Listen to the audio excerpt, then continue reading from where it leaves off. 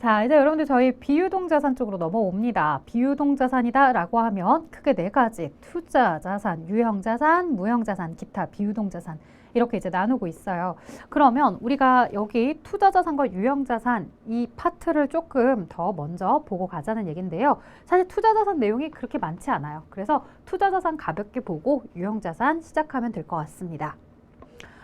투자자산에 대해서 이제 언급을 하는데 단기 투자 자산을 우리가 이미 앞에서 배웠었어요. 그죠? 단기 투자 자산이다 라고 했을 때 우리 유동자산의 당좌 자산의 단기 투자 자산은 단기 금융상품, 단기 대여금, 단기 매매증권이 있었죠. 그러면 이들은 단기 투자니까 기간이 1년이 넘어가는 애들은 장기로 보시면 되겠네요. 그러고 비유동자산으로 보면 되겠다. 그쵸? 그래서 단기 금융상품이 장기 금융상품이고 단기 대여금이 장기 대여금이면 이들은 투자자산으로 아래 비유동자산에 구분이 되겠죠. 그러면 여러분들 좀 조심하실 게 단기 매매증권이 있었잖아요. 얘도 장기 매매증권이라고 부르나요? 그런 건 처음 들어봐요. 그죠? 그런 건 없어. 장기 매매증권 이런 건 없고요. 단기 매매증권 말고 뭐가 있었어요? 매도가능증권, 만기보유증권, 지분법 적용 투자주식 이런 거 있었죠? 네, 이들이 바로 어디에 속하는 거예요? 여러분들 잘 아시는 것처럼 우리 투자자산에 속하는 내용입니다. 그건 유동자산이고 비유동자산은 투자자산은 1년 초과하는 자산으로 종류는 뭐가 있어? 라고 이야기하고 있습니다. 그러면 좀 더 볼게요. 자, 투자자산은 사실은 1년 초과한다 이런 기준으로 기업회계 기준에 써져 있지는 않고요. 회사가 영업에 활용할 목적이 아니라 즉 직접 영업에서 쓰는 게 아니라 장기간 여유자금을 활용해서 투자할 목적으로 보유하는 자산을 우리가 투자자산으로 보고 있어요. 그래서 장기간이다 라고 하면 보통 이제 기업회계 기준에서 1년 이상을 이야기하기 때문에 이렇게 언급을 한 거고요. 투자자산의 종류는 특정 현금과 예금, 그 다음에 장기 금융상품, 그 다음 장기 대여금, 매도가능증권, 만기보유증권, 지분법 적용 투자주식이 있다고요. 특정 현금과 예금은 어디서 받는지 혹시 기억하세요? 바로 우리 당좌 예금에서요. 당좌 개설보증금에 대해 우리는 특정 현금과 예금이라고 부르고 있었고 그 계정은 계속해서 당좌예금 계좌를 유지시킬 때까지 들어있는 보증금이기 때문에 1년이 넘어가는 투자자산 쪽으로 보셔야 된다고 했어요.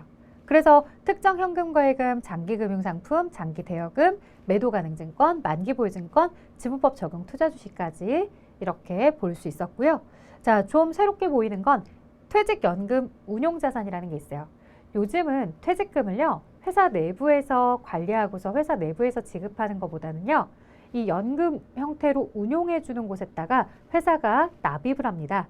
그때그때 매번 퇴직금으로 증가하는 액수를 납입을 해 놓으면요. 나중에 직원이 퇴사할 때 거기서 그 계좌에서 돈을 빼간다고 보시면 돼요. 자, 물론 내가 직접 빼주는 게 아니라 그쪽에서 연금을 운용하고 있는 회사에서 빼주는 걸 테고요. 회사 입장에서는 외부에 이렇게 맡겨놓은 퇴직연금 운용자산에 대해서 투자자산 쪽으로 기록했다가 나중에 직원이 퇴사할 때 빼주면 되는 형태입니다. 자, 투자부동산, 토지나 건물에 대해서 내가 취득을 할 때요. 만약에 영업에 활용할 목적이었다면 토지, 건물 이런 유형자산 계정으로 쓸 겁니다. 근데 내가 실제로 토지, 건물 이렇게 쓰지 않았다라는 건 영업에 실제 활용하지 않는다라는 거고요. 그럼 영업에 활용하지 않는다라고 했을 때 내가 그 토지를 사고 건물을 산 이유는 그냥 장기간 여유자금 활용하려고 투자하려고 산 거다라고 하면 그때 쓰는 표현은 바로 투자 부동산이라고 쓰셔야 돼요. 자, 다만 투자자산에 속하는 이 매도가능증권이나 만기보유증권이요. 지금 투자자산 종류 안에 이 두 가지가 들어가 있잖아요. 이 두 가지는요.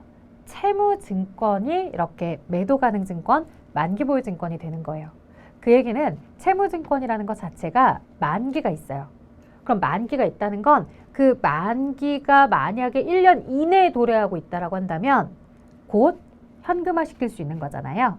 그래서 처음 원칙은 매도 가능 증권, 만기 보유 증권 모두 다 투자자산 쪽에 있어야 되지만 아주 예외적으로 1년 이내에 실현된다면 유동자산이 될 수도 있습니다.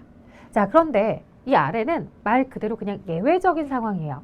그러면 아무런 언급 없이 우리 시험에 매도 가능 증권, 만기 보유 증권이 등장한다면 나는 그거 어떻게 하셔야 된다는 거예요. 그냥 그대로 투자자산 쪽으로 분류하셔야 돼요. 여러분들 이거 헷갈리시면 안 돼요. 그때 강사님이 1년 이내면 매도 가능이나 만기 보유도 유동자산이 될 수 있다고 하셨잖아요. 라고 하시는데 이건 정말로 옆에 조건이 붙어야 돼. 아무 조건 안 붙고 그냥 매도 가능 증권이 나왔다. 만기 보유 증권이 나왔다. 그러면 투자자산이에요. 아시겠죠? 자, 그 다음 갈게요. 투자 부동산에 대해서 앞에 설명한 것처럼 토지나 건물에 대해서 우리가 장기간 그냥 보유할 목적이다. 영업에 실제로 쓰지는 않을 거다. 라고 한다면 이걸 투자 부동산이라고 불러놓습니다. 토지, 건물 이렇게 똑같이 부르면 영업에 활용하고 있는 유형자산이랑 구분이 안 되잖아요. 그래서 그 용도와 목적에 따라서 투자 부동산, 토지, 건물 이렇게 구분해서 쓰고 있어요. 다음의 비유동 자산 계정 중 성격이 다른 하나를 물어봤어요. 비유동 자산에 투, 유, 무, 기 이렇게 있다고 했을 때 장기 대여금, 장기 금융상품, 매도 가능 증권은 모두 투자자산 안에 들어갑니다. 지금 이 매도 가능 증권에 대해서 별도의 언급이 없어요. 1년 이내에 만기가 도래하는데 이런 언급이 없으면 그냥 투자자산에 들어가는 항목이라고 분류하시면 된다고요. 장기 대여금이나 장기 금융상품은 앞에서 배우셨던 단기 대여금, 단기 금융상품을 장기로 바꾸면 투자자산 쪽으로 들어와요 라고 설명을 드렸어요. 장기자가 들어가 있다고 해서요. 무조건 뭐가 되는 건 아니다. 투자자산이 되는 건 아니에요. 저 앞에 있는 장기성 매출 채권은요. 기타 비유동자산이에요. 자, 장기성 매출 채권이라고 하면 회사가 물건을 외상으로 팔았는데 그 외상으로 판 시기가 그 기간이 외상값 회수하는 기간이 1년이 넘어가고 있다는 얘기겠죠. 1년이 넘어간다라고 한다면 우리가 유동자산의 당좌자산 쪽에 매출채권으로 넣을 수가 없을 거예요. 그래서 비유동자산 쪽으로 가지고 왔죠. 그렇다고 해서 얘가 눈에 보이는 자산도 아니고 눈에 안 보이는 무형자산의 요건을 갖추지도 않았어요. 그럼 투자자산이냐? 이걸 투자자산으로 쓸 수 없는 이유는 내가 지금 여유자금을 활용할 목적으로 취득한 자산이 아니에요. 얘는 내가 상대방이 돈을 안 갚음으로 인해서 계속해서 오랜 기간 보유하게 되는 단순한 채권일 뿐이에요.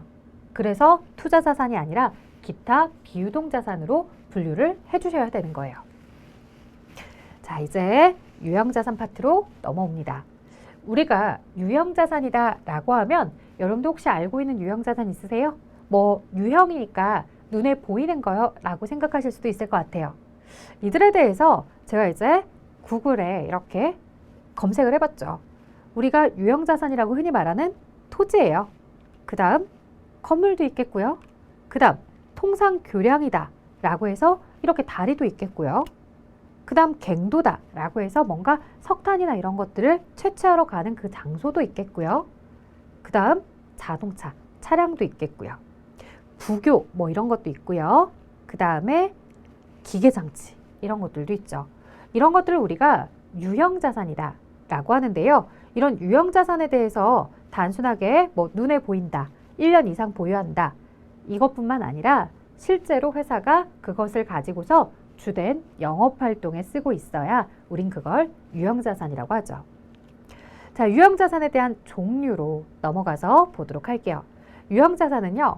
회사가 가지고 있는 앞에서 이야기했던 토지, 공장 부지로 사용한다거나 아니면 회사가 주차장으로 쓴다거나 아니면 거기에 사무실 건물을 짓고 있다거나 이런 토지들, 건물, 회사가 실제로 업무에 쓰고 있는 창고 건물 혹은 사무실 건물, 구축물 앞에서 뭐 설명을 많이 해드렸어요. 뭐 갱도, 굴뚝, 교량, 암벽, 부교, 주차장. 그러니까 우리가 뭔가 건물이라고 말하기도 그렇고 허허벌판 토지도 아니고 약간의 구조물을 가지고 있다라고 한다면 그런 구조물들을 구축물로 이렇게 구분하고 있는 거죠. 구축물도 역시나 유형자산입니다. 자, 이제 기계장치로 넘어왔는데요. 기계장치는 말 그대로 제조 기업이, 제조업을 하고 있는 기업이 자신의 물건을 생산하기 위해서 돌리고 있는 기계겠죠. 차량 운반구. 자, 차량 운반구에 대해서도 우리가 물건을 실어 나르는 수단이 되는 것들을 차량 운반구라고 봅니다. 그래서 뭐 승용차, 버스, 오토바이 이런 것들 이야기할 수 있어요. 자, 비품. 컴퓨터, 복사기, 회사 사무실에 있는 거 생각해 보시면 돼요. 책상, 전화기, 업무에 사용하고 있는 그런 물품들. 자, 건설 중인 자산이라는 계정이 여러분들한테 좀 생소할 수도 있을 것 같네요. 에듀윌 유료 회원만의 남다른 서비스.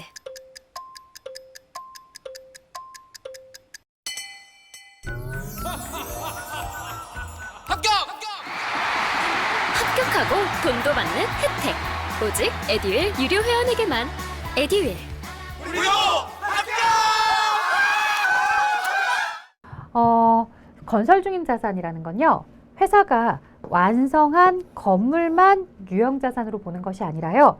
회사가 직접 그 건물을 짓게 된다면 1층, 2층, 3층 이렇게 층을 올려갈 때마다 짓고 있는 상태도 회사의 자본이 투입이 되고 있기 때문에 회사는 그 진행률에 따라서 1층까지 지었을 때 1층까지의 건설 중인 자산이 있다. 2층 지었을 때 2층만큼의 가치의 건설 중인 자산이 있다. 3층 지었을 때 3층만큼의 가치가 있는 건설 중이 있다. 건설 중인 자산이 있다. 4층까지 다 지었을 때 그 건설 중인 자산이 건물이 된다. 이렇게 표현을 해주는 겁니다. 그래서 회사가 건물에 대해서 이렇게 직접 지으실 때요. 공사 비용이 나간다라고 한다면 나가는 공사 비용에 대해서 계속해서 1차 계약금, 중도금, 2차 중도금, 3차 중도금 이렇게 나갈 때마다 건설 중인 자산을 위해서 돈이 나갑니다. 라고 쓴다는 거예요. 돈을 지출했다고 해서 계약금 나가고 1차 중도금, 2차 중도금 나간다고 해서 그걸 비용으로 쓰지 않고요. 자산으로 이렇게 인식하고요. 나중에 이들이 이제 완성이 되게 되면요. 차변에 자, 완성이 되었으니까 뭐가 들어오겠어요? 회사에 건물이 이렇게 생기겠죠.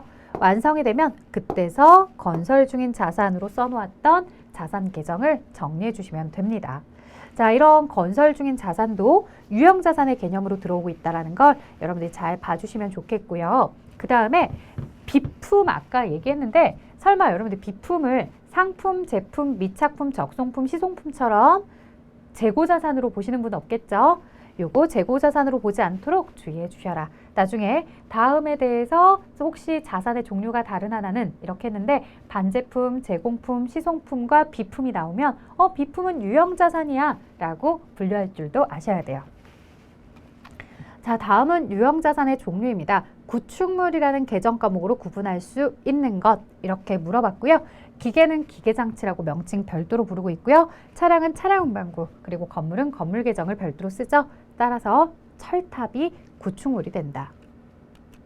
자, 다음 보기에서 설명하고 있는 자산의 종류. 미완성된 유형자산의 건설을 위한 지출이나 기계 설비의 자체 제작을 위한 지출을 건설의 완성 또는 기계 설비의 완성에 이르기까지 일시적으로 처리하는 계정을 말합니다. 자, 아직 완성되지 않은 건물에 대해서 우리가 이야기할 수 있는 계정은 바로 뭐다? 건설 중인 자산이죠. 자, 이제 자산의 취득으로 넘어오려고 합니다. 우리가 재고자산 때도 배웠지만요. 저희는 자산에 대해서 주로 3단계로 나누어서 봅니다. 그 자산을 취득할 때, 그리고 두 번째, 그 자산을 보유하면서 평가할 때, 그리고 그 자산을 세 번째, 처분할 때 이렇게 이야기하는데요. 역시나 유형자산에 대해서도 취득하는 이야기 언급하고 있는 거고요. 그 다음 단계는 평가인데요. 이 평가라는 건 내가 가지고 있는 자산에 대해서 그 자산의 가치의 변화를 우리는 가치가 감소해서 깎았습니다. 그 깎은 걸 비용으로 인식합니다. 라고 해서 바로 감가상각비라는 개념을 이용해서 이야기하고 있고요.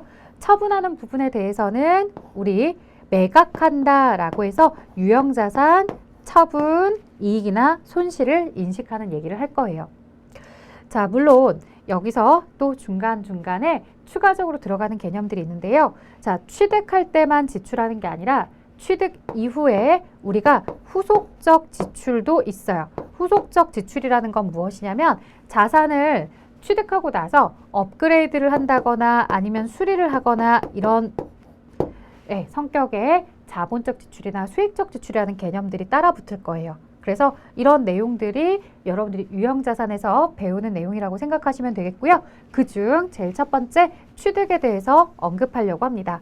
자, 내가 자산을 취득했어요 라고 하면 앞에서 보셨던 이 유형자산들 있을 거예요. 그쵸? 뭐 토지나 건물 이러한 자산들을 취득하면 그대로 취득한 가치를 넣어 놓고 이걸 현금으로 매입하면 현금 이렇게 쓰시면 되겠고요. 보통예금에서 이체하여 지급하다 그러면 보통예금 이렇게 쓰시면 되겠고요. 뭐 당좌 수표를 발행하여 지급하다 그러면 당좌예금 쓰시면 되겠죠. 다만 조심하실 점, 만약 이 토지나 이런 유형자산들을 내가 외상으로 매입했다 라고 하거나 어음으로 지급하였다 라고 하였을 때 이 표현을 꼭 기억해 주셔야 됩니다. 바로 미지급금이요. 자, 외상이든 어음이든 모두 다 미지급금입니다. 왜냐하면 차변에 기록하고 있는 토지는 재고자산인 상품, 제품, 원재료가 아니죠. 유형자산이죠. 자, 우리는 일반적 상거래 이외에서의 이러한 자산들의 취득을 외상으로 하거나 어음으로 지급하게 되면 일반적 상거래에서의 채무 계정인 매입 채무를 쓰지 않고 이렇게 미지급금으로 써달라고 여러분들께 말씀을 드렸습니다. 자, 이 부분까지 기억을 해주시고 그러면 대변에 결제하는 내용에 대해서는 알겠어.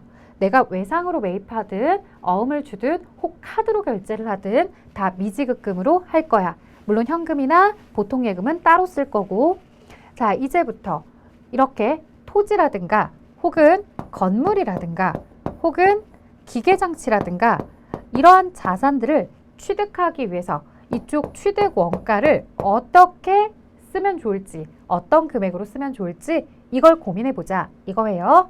자, 근데 이렇게 내용을 배웁시다 라고 제가 막 신중하게 얘기하지만 실제로 여러분들은 이 내용을 이미 알고 계십니다. 어떻게 알고 있냐면 우리가 이미 재고자산에서 경험을 한번 했어요.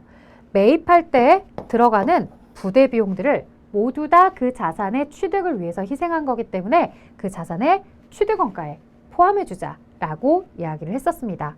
자, 그러면 이런 매입할 때 부대 비용이 뭐가 있는지 재고자산 때보다는 조금 더 다양한 비용들이 존재할 거고요. 그러한 비용들에 대해서 언급을 해보면요. 자, 유형자산 자체의 가격뿐 아니라 해당하는 자산을 회사가 원하는 용도로 사용할 때까지 취득 과정에서 발생한 이 수수료, 운반비, 설치비, 시운전비, 수익관세, 취득세, 등록세 이런 비용들을 모두 다 포함해서 취득원가로 넣고 있다라는 개념을 기억해 달라고 했고요. 혹여 재고자산 때처럼 내가 유형자산에 대해서 외상으로 매입했다가 그 외상값을 일찍 갚았다라고 한다면 이 매입 할인 부분에 대해서는 유형자산 값도 역시나 그만큼 깎아준 거니까 할인하는 부분에 대해서 차감하고서 취득원가를 산출하도록 한다는 거죠.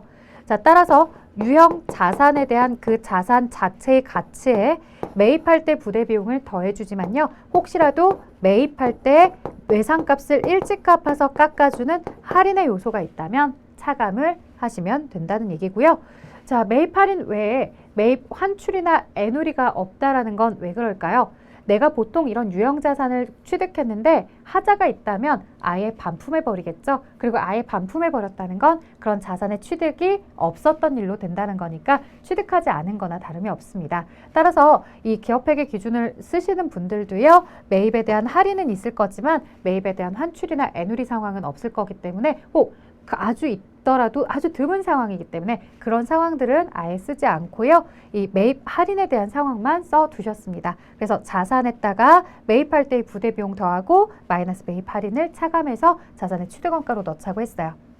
자, 그러면 이제 여러분들이 기억하셔야 될 내용이 어떤 거냐라고 했을 때 사실 차감하는 매입 할인에 대한 내용보다는 위에 매입할 때의 부대 비용이 훨씬 더 중요한 개념입니다. 자, 그러면 매입할 때 부대 비용, 뭐 수수료, 운반비, 설치비, 시운전비 있는데 이들에 대해서 조금 더 여러분들이 잘 기억할 수 있는 방법이 없을까 싶어서 제가 아래에 그림을 준비해 왔죠. 자, 우리나라에서 외국에 있는 국내에서 국외로 내가 지금 갖고 싶어 하는 기계라든가 뭐 여러 가지 아주 뭐 배가 될 수도 있겠고요. 무언가를 내가 외국에서 사오려고 해요. 외국에서 사오려고 할 때 나는 지금 외국으로 날아갔습니다. 날아갔는데 자, 그 물건, 내가 원하는 그 유형 자산, 이 유형 자산을 취득하고 싶은데 누가 판매하는지 몰라요. 그래서 누군가의 소개를 받아야 되겠죠. 중개수수료가 나갔대요. 중개수수료 나가고 나서 이제 물건을 득템을 했어요. 득템하고 나면 내 손에 획득을 하고 나면 나는 가지고 와야 돼요. 그럼 가지고 오려면 배를 타고 오든 비행기를 타고 오든 뭐가 들어가요? 운송비가 들어가죠. 자, 운송비를 내고서 가지고 오는데 혹시라도 저 배에 있는 물건이 뭐 홍수나 화재로 인해서 사라진다거나 아니면 해적을 만난다거나 이런 태풍을 만난다거나 그런 것들에 대해서 좀 불안하죠. 아주 고가의 물건인데. 그래서 내가 그런 위험 요소들을 좀 더 대비하고자 뭐를 가입했냐면 보험을 가입했어요. 자, 보험을 가입하고서 이제 들어옵니다. 잘 들어와서 국내에 딱 도착을 했는데요. 세관장이 말합니다. 수입관세 내고서 통과하시라고. 따라서 관세를 내야지만 내가 이걸 꺼내올 수 있기 때문에 관세를 냈죠. 자, 그리고 나서 회사에 와서 포장을 뜯어서 펼쳤어요. 포장을 뜯어서 펼쳤는데 그에 대해서 다 조립이 되지 않은 상태예요. 나는 뚝딱뚝딱뚝딱 조립을 하고 싶은데 나는 그런 능력이 없어요. 그러니까 어떻게 해야 돼요? 전문가를 불러다가 설치해 주세요 라고 하고 설치비를 내겠죠. 우리 뭐 집에 세탁기라든가 이런 가전들에 대해서도 간혹 그런 경험 하셨을 거예요. 설치비가 별도입니다. 이런 표현 하시잖아요. 네, 설치하시죠. 설치하고 나서는 어떻게도 해봐야 돼요. 시범 가동도 돌려야 돼요. 혹시라도 얘가 고장이 났거나 내가 원하는 제품을 생산하지 못할 수도 있으니까 재료 사다가 투입을 합니다. 이렇게 들어가는 재료비 값도 사실 이 기계가 잘 되는지 안 되는지를 살펴보기 위해서 넣는 돈이기 때문에 이도 취득 원가에 들어가도록 합니다. 자, 이렇게 시범 가동을 했어요. 시범 가동을 하고 나니까 모두 다 물건이 잘 나온다는 걸 알게 되었어요. 그럼 나는 이대로 끝나는 것이 아니라 나라에 이야기해 줘야 돼요. 이렇게 좋은 물건을 취득했으니까요. 이와 관련해서 내 재산이라고 등록해 주세요 라고 하는 거죠. 자, 지금 이 과정에서 들어가는 비용들 중에서 뭐 하나라도 빠지면 내가 원하는 용도로 쓸 수가 없었어요. 따라서 내가 취득원가에 포함을 한다는 건 이렇게 매입하는 과정에서 들어가는 모든 부대 비용들을 다 더해서 나의 자산의 취득원가에 넣고 있다는 걸 여러분들 꼭 기억하시면 좋겠습니다. 그 다음에 사실 저희 시험에서 거기까지 물어보진 않지만요. 여러분들께 좀 팁을 하나 더 드리자면, 팁이라기보다 TMI를 좀 하나 드리자면, 이 시운전비가 나와 있잖아요. 그럼 이제 재료를 넣어서 시범 가동을 돌려. 내가 예를 들어서 뭐 오븐이나 이런 것들을 샀어요. 오븐 사가지고 빵 재료를 막 맛있게 해가지고 구웠단 말이야.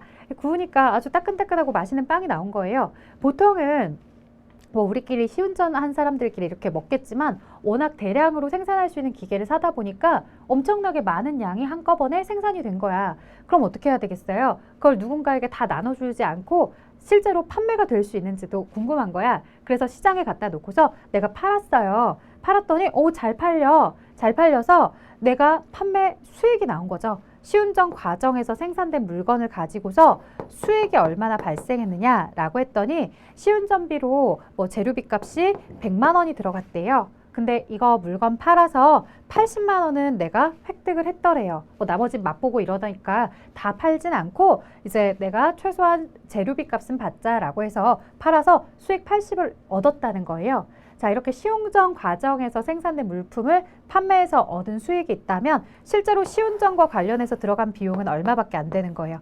20밖에 안 되는 거죠. 3개요? 완전 초보였죠. 그것도 생초보. 퇴근하고 에듀윌 강의 들으면서 한 2달 정도 공부했던 것 같아요. 그래서 제가 세운 목표는 강의를 한번 다 듣고 기본기를 만든 후에 기출문제를 풀자 이거였거든요. 강의만 들어도 그 안에 기출문제로 그날 배운 내용 적용해서 풀어보는 거라 공부하는 데 도움이 많이 됐어요. 에듀윌은 합격이다! 따라서 이 20만큼만 우리가 뭘로 하시면 되겠다는 거예요. 자산의 이 취득 부대 비용으로 넣어주시면 된다는 거예요. 정리를 해보면 시운전비를 들여서 생산한 제품에 대해서 생산 판매 수익이 있다면, 물건의 판매 수익이 있다면 그 부분은 취득원가 계산할 때 차감하셔라, 이런 이야기도 있습니다. 말 그대로 TMI예요. 사실 다른 시험들은 이런 개념들을 가지고서 여러분들이 잘 문제를 풀 수 있는지, 취득원가를 구할 수 있는지 물어보지만 사실 ERP 회계 2급에서 이 정도까지는 안 물을 것 같아요. 그래도 알고 계시면 좋을 것 같아서 설명드렸고요. 그 다음 매입할 때 부대비용, 조금 더 어려운 표현으로 딱딱하게 나와 있어요. 이렇게 나오는 건 기업회계 기준서에 써져 있는 내용이에요. 그래서 설치 장소 준비를 위한 지출도 우리가 그 자산의 취득 부대비용으로 넣어요. 예를 들어서 내가 만약에 기계를 하나 놓고 싶은데 그 기계를 놓을 장소가 좀 울퉁불퉁해. 그래서 이 울퉁불퉁한 걸 좀 평평하게 만들어주는 공사를 하게 된 거예요. 그래서 바닥을 좀 보수공사나 이런 것들을 하기 위해서 불렀죠. 평평하게 여기 좀 해주세요. 그랬더니 얼마 주실 거예요? 그랬더니 일당 얼마예요? 그랬더니 10만 원이에요 라고 하길래 그러면 10만 원 드릴 테니까 여기 바닥 좀 잘 보수해 주세요 라고 해서 들어가는 비용들 있잖아요. 이런 것들도 그 자산을 내가 설치하기 위해서, 취득해서 사용하기 위해서 들어가는 비용이기 때문에 매입 부대비용으로 이렇게 보고 있습니다. 매입 부대비용으로 보고 있다는 건 자산의 취득원가에 포함시킬 수 있다는 거죠.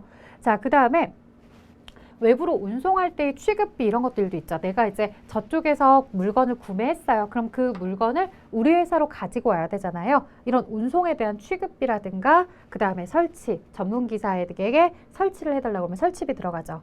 그 다음에 설계와 관련된 전문가 수수료, 내가 직접 제작하거나 할 때 설계를 해서 제작을 한다라고 한다면 이런 설계에 대한 자문을 받고 그러는 거에 대한 수수료도 그 자산을 제작하기 위해서 들어가는 비용으로서 취득원가에 포함한다는 거고요.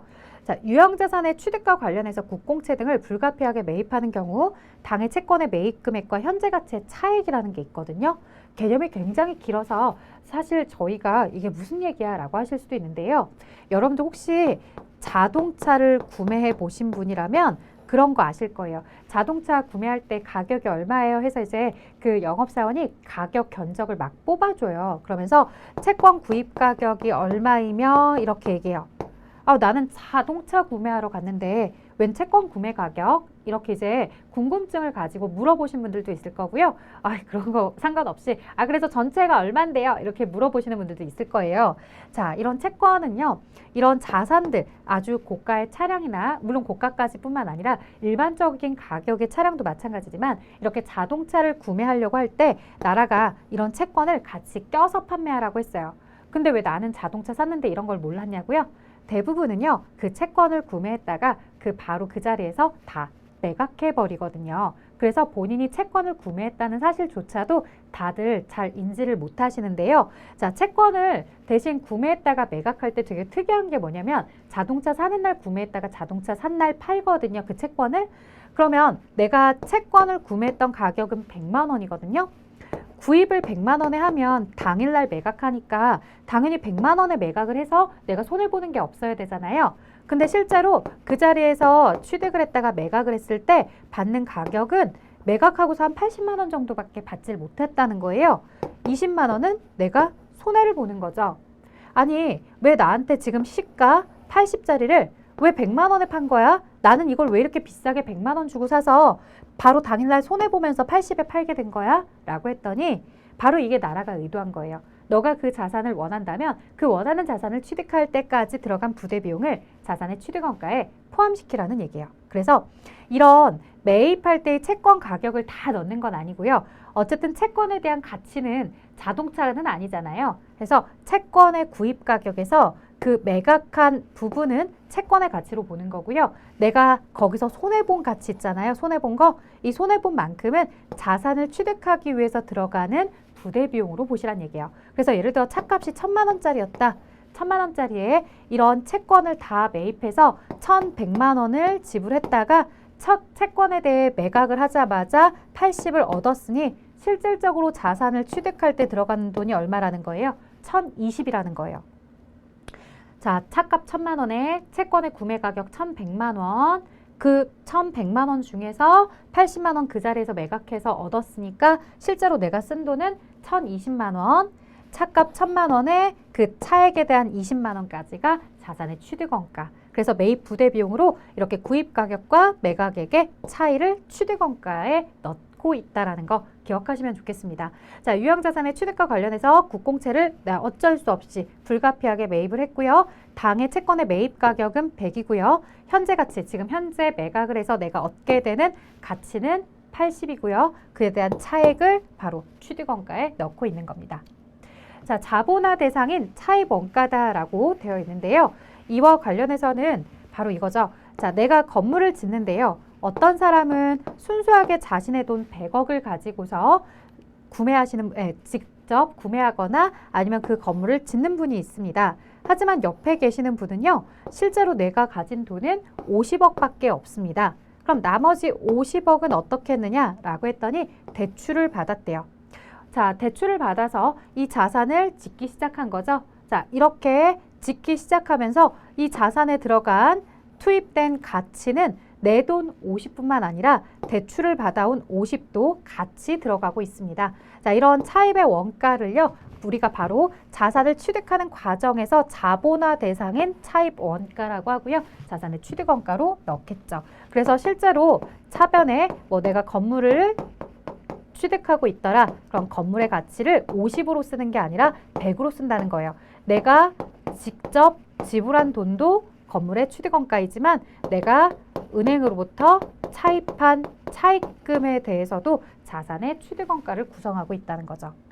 자, 취득세, 등록세, 유형자산 취득과 직접 관련된 제세공과금 있고요. 해당 유형자산의 경제적 사용이 종료된 후에 원상 회복을 위해서 그 자산을 제거, 해체, 부지를 복원하는 데 소요될 것으로 추정이 되는 복구원가도 취득원가에 넣고 있습니다. 그래서 내가 어떤 기계장치나 이런 것들을 여기 바닥에 부착을 했대요. 부착을 하고 나서 기계값은 300만 원이었대요. 근데 이 기계값 300만 원 이외에도 나중에 여기서 이제 이걸 부착한 걸 내가 시간이 지나면 떼서 갖다 팔거나 혹은 떼고 새로운 기계로 다시 교체를 해야 되잖아요. 그때 떼는 비용이 30이 들어간다라는 거예요. 그럼 이 기계장치의 취득원가는 뭐까지도 나중에 이 장소를 원상복구할 때의 비용까지도 같이 고려해서 자산의 취득원가는 300이 아니라 330이다. 이런 식으로 표현을 해줘야 된다는 얘기고요. 시범 가동할 때 아까 시운전비 얘기했었죠? 이 시운전비도 매입 부대 비용입니다.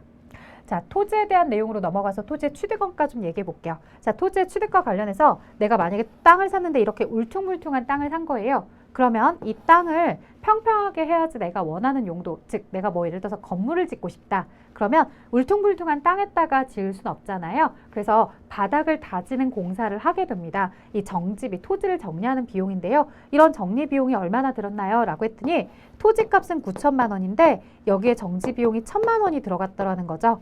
그렇다면 토지의 값은 9천이 아니라 1억 원으로 보셔야 된다는 거예요. 그래서 이렇게 정지비를 지출한 경우 토지를 회사가 원하는 용도로 사용하기 위해서 불가피하게 지출한 비용이기 때문에 모두 토지의 취득원가로 봅니다. 그래서 차변에 토지값 9천이 아니라 토지값은 1억이다. 이렇게 표현을 하게 됩니다. 자, 토지의 취득 과정에서 건물이 있는 경우에 건물을 사용하면 토지와 건물을 각각 자산으로 처리하고요. 그 건물을 쓰지 않으면 바로 철거하게 되면 철거 비용까지 다 토지의 취득원가로 보라는 이거거든요. 자, 무슨 얘기냐면 간혹 여러분들 일상생활에서 그런 대화를 듣기는 사실 쉽지 않은데 부동산 좀 얘기 좋아하시는 분들은 그런 얘기 많이 해요. 알박기 한 거야 라고 얘기해요. 자, 여기 건물 아주 쓰러져가는 몹쓸 건물이 하나 있는데 이 건물에 대해서 왜 이렇게 남겨둘까 했는데 알고 보니까 이 토지 소유주랑 이 건물 소유주가 다른 거예요. 토지 소유주와 건물 소유주가 다른데 어쨌든 나는 이 땅을 사고 싶은 거야. 그러면 토지값 1억에 이 허름한 건물 난 필요하지 않거든? 그냥 안 사고 싶어. 근데 안 사면 토지 사용을 이렇게밖에 못한다는 거야. 이 부분은 토지 사용을 못한다는 거죠. 이 건물의 주인이 따로 있기 때문에. 그래서 어쩔 수 없이 이 건물을 사기는 샀어. 건물을 돈도 많이 줬어요. 3천만 원이나 주면서 샀어요. 근데 나 이거 쓸모가 없다니까 사자마자 곧바로 철거할 거예요. 만약에 내가 쓸 거였다면 당연히 차변에 토지 1억이 들어오고요. 건물 3천만 원짜리 샀습니다. 이렇게 얘기했겠지. 내가 이걸 정말로 사용할 거라면. 근데 나 이거 안 쓸 거거든? 그래서 나는 그 토지를 사자마자 위에 있는 건물을 곧바로 철거했어요. 근데 철거도 공짜로 하는 게 아니거든. 철거할 때 들어가는 비용이 1,000만 원이나 또 발생한 거예요. 그래서 드디어 내가 원하는 아무것도 없는 평평한 토지를 얻게 되었다는 거예요. 그렇다면 이 토지를 취득하는 과정에서 들어가는 돈은 단순한 토지의 가격뿐만 아니라 이렇게 사용하지 않을 바로 철거하게 될 건물의 가치와 그 철거 비용까지 합쳐서 1억 4천이 된다는 얘기입니다. 자, 그런 이야기들이 있었고요. 이제 이종자산의 교환이다 라고 하는 거 하는데요. 보통은 회사가 내가 A라는 물건을 가지고 있고 B라는 물건을 원할 때요. B라는 물건을 내가 사왔어요. 그러면 차변에 자산이 들어왔다. B라는 자산이 들어왔습니다. 라고 하면서 보통은 내가 돈을 제공하죠. 근데 내가 돈 대신 뭐를 줬냐면 상대방이 그런 얘기예요. 내가 그 자산 B 팔 테니까 너가 가지고 있는 A 나 주면 안 될까? 라고 얘기하는 거예요. 그래서 내가 현금 대신에 가지고 있던 자산 A를 이렇게 제공합니다. 자, 걱정이 생겼어요. 무슨 걱정? 내가 가지고 있던 자산으로 제공을 하다 보니까 돈을 주면 예를 들어 돈을 30을 제공했다 그러면 현금 30이 나갔으니까 자산의 취득원가를 자연스럽게 30이라고 썼거든요. 근데 돈을 준 게 아닌 거예요. 내가 가지고 있는 물건을 준 거예요.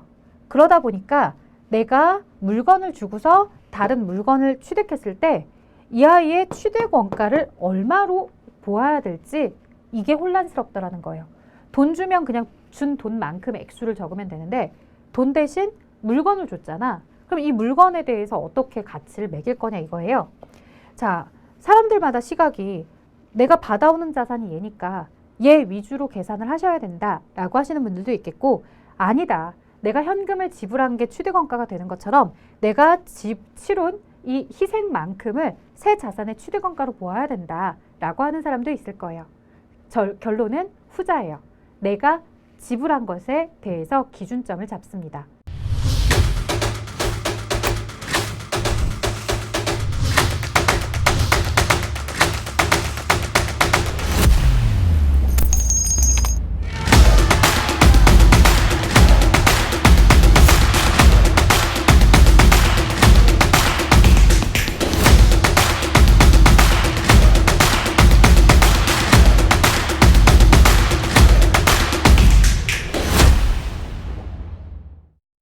자, 내가 제공한 자산을 기준점으로 잡는데요.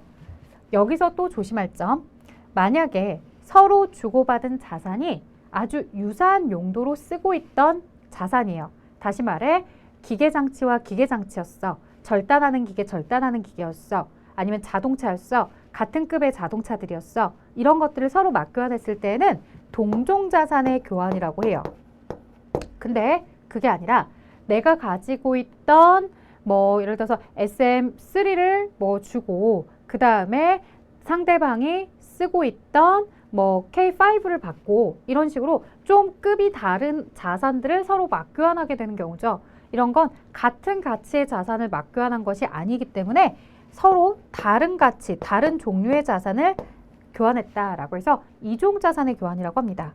자, 서로 동일한 가치의 자산을 교환했는지 아니면 서로 다른 자산의 가치가 교환이 이루어진 건지에 따라서 새 자산의 취득 원가가 달라지는데요.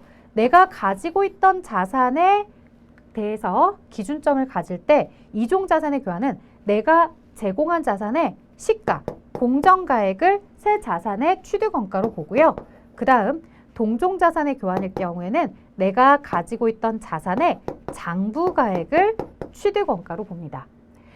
장부가액이라는 건 뭐냐면요. 해당하는 자산에 취득한 가격이 있는데요. 그 취득한 가격이 장부에 기록되어 있는 상태의 가격을 얘기하는데 장부에 기록된 상태의 가격이라 하면 유형자산들의 특징상 나중에 배우시겠지만 감가상각이라는 걸 진행을 해요. 그래서 이렇게 감가상각 누계액이다 라고 해서 그 자산의 가치에 대해 깎인 금액을 제외한 나머지를 장부가액이라고 합니다. 이 장부가액, 내가 가지고 있던 A라는 자산의 취득원가에서 A라는 자산의 감가상각 누계액을 제외한 A라는 자산의 장부가격이 새 자산, B 자산의 취득원가가 됩니다. 그건 동종자산, 동일한 가치의 자산을 교환했을 때고요. 새로운 자산, 서로 다른 자산을 교환했을 때에는 그 제공하는 A라는 자산의 시가, 시중에서 거래되고 있는 그 가치, 시가를 새 자산의 취득원가로 하고 있습니다. 자, 좀 내용이 어려운 것 같은데요. 그냥 정리를 해보면요, 여러분들. 동종자산의 교환이다 라고 하면 내가 제공한 자산의 장부가액이요.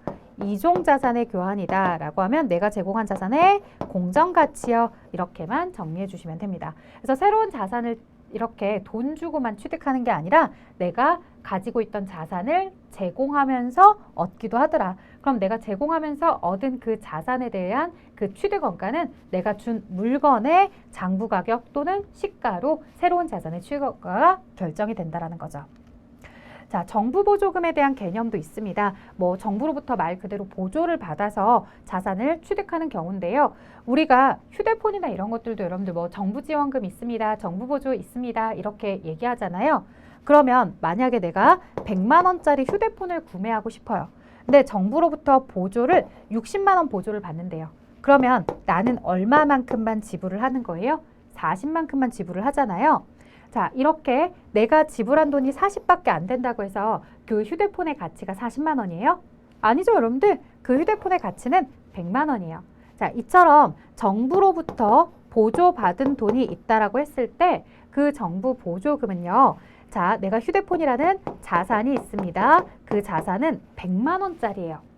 근데 실제로 내가 낸 돈은 100만 원을 다 내지 않았고요. 정부로부터 보조받은 60을 제외하고 나머지 40만 원만 내 돈이 들어갔습니다. 이렇게 표현을 해주는 거예요. 그래서 정부로부터 보조받은 돈이 있으면 유형자산 취득원가에 차감하는 형식으로 표시하고 그 자산의 내용 연수에 걸쳐서 같이 감가상각을 하래요. 즉 자산의 가치가 감가상각할 때마다 가치가 깎이거든요. 그러면 자산의 가치만 깎이겠냐 이거예요. 정부로부터 보조받았던 그 보조금의 효과도 같이 깎이고 있겠죠. 자, 그래서 내가 가지고 있던 자산의 가치는 이런 정부 보조금에 대한 가치도 같이 깎이면서 소멸하게 되는 거다라고 생각해 주시면 되고요. 자, 그 다음에 만약에 이 자산을 중간에 처분한다면 뭐 중고로 처분하게 되는 경우도 있잖아요. 그렇다면 그만큼 이제 처분 손익에 반영해서 내가 이익이다, 손실이다 이렇게 얘기할 수 있겠죠. 자, 정확한 회계 처리나 이런 것들은 사실 여러분들이 막 엄청 열심히 공부하지 않으셔도 상관없는 게 이 부분에 대해서 아주 자세히 물어보진 않아요. 그래서 간단하게 넘어갑니다. 자, 인식 시점 이후의 측정이다라고 해서 우리가 이제 취득한 이후에 자산의 가치가 바뀔 수 있거든요. 자산의 가치가 시가가, 왜냐면 토지나 이런 것들 보면은 진짜로 뭐 거기서 개발 제한 구역이었다가 개발 제한이 풀렸다 그러면 막 토지값이 어마어마하게 올라가죠. 건물도 건물의 가치, 부동산의 가치가 막 올라갔다는 얘기예요. 그러면 그 가치가 바뀐 부분에 대해서 우리가 시가로 계속해서 가격을 업데이트 해줄 것인지 아니면 그냥 취득했던 가격 그대로 쭉 끌고 나갈 건지. 왜? 아직 매각한 건 아니니까 매각하는 시점에서 손익을 인식하면 된다 이거야. 그러니까 그냥 그대로 쭉 끌고 갈 건지 고민을 하게 되는데요. 기업회계 기준은 그래서 두 가지 방식을 다 제시하고 있습니다. 하나는 원가 모형 방식이다라고 해서 처음에 취득했던 가격을 그대로 계속해서 고수해 가면서 장부에 차근차근 사라지게 하도록 하는 방식이고요.